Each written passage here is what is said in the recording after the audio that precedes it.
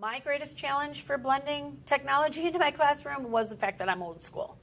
I didn't grow up with computers. I didn't grow up with calculators. So those things have always been sort of a challenge, but I like a challenge, so I'm always trying to learn more about them. So I guess learning how to do the station with the technology and do something other than just iReady and making it meaningful.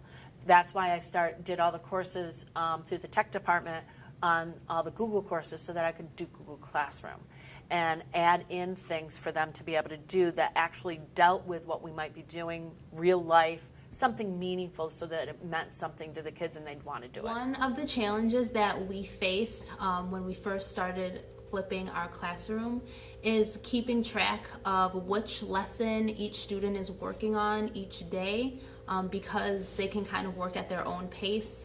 Students kind of get mixed up in the unit. So we began tracking their lesson quizzes on an Excel sheet. So once they've mastered the quiz, once they've earned 80% or higher on the quiz, we record it on an Excel spreadsheet and kind of like highlight their successes. It's displayed on the board for the entire class to see. There's no secrets. And the other kids do not care. Nope, they're excited to see the quiz chart. Mm-hmm. So it just kind of is a very quick guide at the beginning of each class as to where we're going, what our next steps should be. But the real challenge has been putting the onus on the student versus on the teacher is something that is just so new to them. They're not used to it at first, and they're just waiting for me to tell them what we're doing next, and they want to wait for me to write on the board, and their work for the day is just writing what I'm writing, and that's not enough to pass a Regents chemistry exam.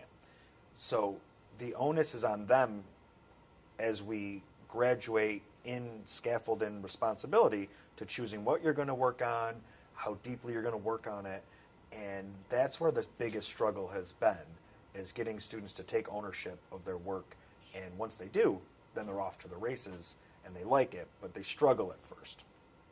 I have some tricks in my toolbox to help kids overcome the problems that they encounter with the flipped classroom. Number one is one-on-one conferences.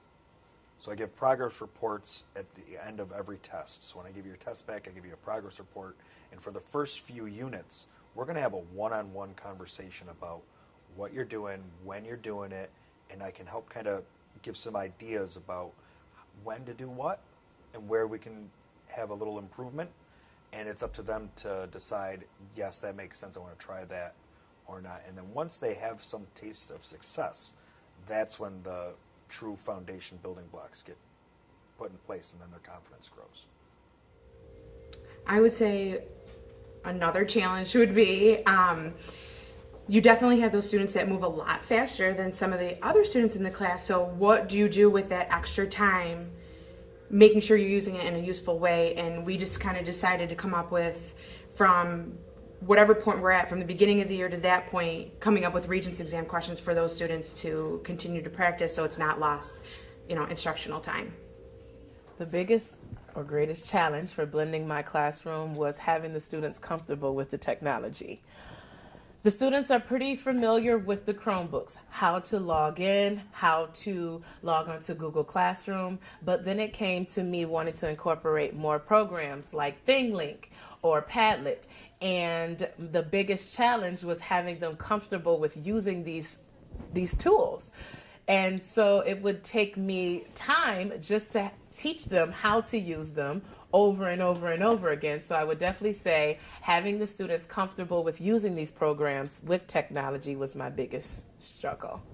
I managed to deal with my struggles of having the students unfamiliar with the programs by really taking the time to train some experts in the classroom.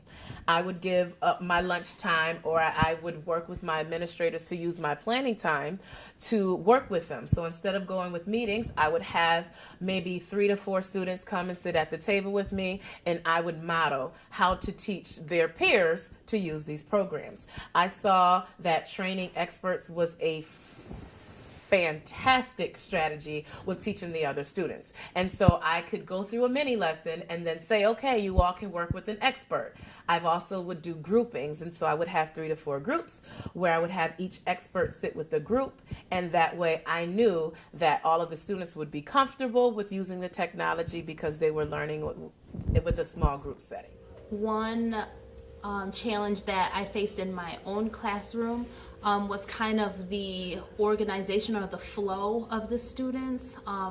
When we first started our in-class flip, it was kind of difficult for me to work with a student on their classwork problems over here while the kid sitting next to us was taking notes on a video, while the kid across from us was taking a quiz. So I kind of streamlined the flow of the classroom where I have a designated area for the students to sit and take their notes. Then there's sort of like small groups where kids who are doing classwork can sit and talk amongst each other, and then there's a separate area for quizzing where I can kind of monitor what the students are doing or how they're taking their quizzes each day. And it just kind of helps kind of designate, you know, who's doing what. And it's good for me to see the students kind of been taking notes for 45 minutes. Maybe I should go see what they're doing over there and, you know, free up that space for another kid to move in and take notes. Or these students have been sitting and working on their classwork for 2 days. Let me sit with them and see if they're ready to take their quiz and move on to the next lesson.